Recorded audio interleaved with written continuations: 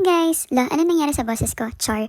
Iniba ko lang para same intro, different vibes. Charot lang. So, naisipan ko ang gawa ng charcuterie board yung mga kaibigan ko para feeling social kami dito. Salamat nga pala Tita Eddie, Tito Bobby at B-Boy sa pagsuporta sa mga bisyo ko. Joke! Nag-reunion kasi kami, char. OA lang ako. Kala mo ang tagal kong hindi sila nakita no? Nung August ko lang naman sila huling nakita. Pero parang ang tagal din nun, in fairness. Sobrang namiss ko din tong mga to. Paano kasi dito sa Vancouver, mag-isa lang ako Though may mga kaibigan naman ako doon pero hindi ko lang sila ganun ka-close. Tsaka busy rin kasi kaya hindi rin kami masyadong nagkikita. Namiss ko rin makipag-socialize paano kasi busy rin ako sa school tsaka sa work. Buti na push namin kasi karamihan naman sa kanila walang work kinabukasan. Ganun kasi talagang typical na buhay dito sa Canada. Mga naka 2 to 3 jobs halos yung mga tao dito. Kaya naman sinulit ko na at kinulit-kulit ko sila halos hindi ko nga sila pinatulog Pero sorry, hindi nila nakita yung totoo kong kulay. Char. Ang sarap din ng kain neto ni Maris tsaka ni Kite. Mga gutom yan. At syempre magi-games din kami pagkatapos kumain. At natapos ko na nga yung charcuterie board ko. Tada! Ang dami naming pagkain. Salamat sa tita ko.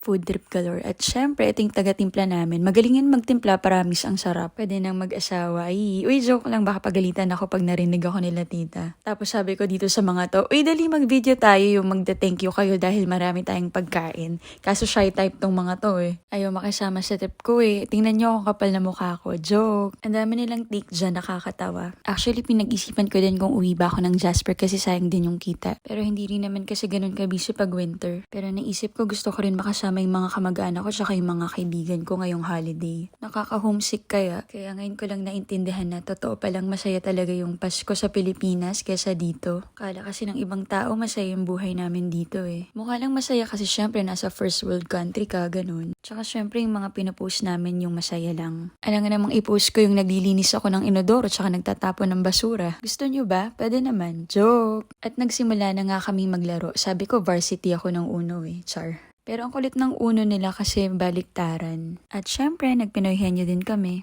Dito kami mas nag-enjoy kasi nakakatawa. Tapos lahat din nagpa-participate. By team pa nga yan girls versus boys. Syempre nanalo kaming mga girls. Tara yun, nagpipinoyhenyo kami habang may gumagawa ng siomay. Tapos nag-reshuffle din kami after nyan. Napaka-competitive kasi nung iba, hindi matanggap yung pagkatalo. Tapos syempre tamang food trip ulit. Tapos kanya-kanya na. Tong dalawang to may sariling laban At inantok na nga lahat tapos 3 na lang kaming natira. 5:00 na nga kami natapos kakakwentuhan. Dumating sa point na may nag-MMK na. Nakakamiss rin talaga yung ganong kwentuhan no? Deep conversations, ganon. Wow, lalim. Well, anyway, yun lang naman for today. Bye!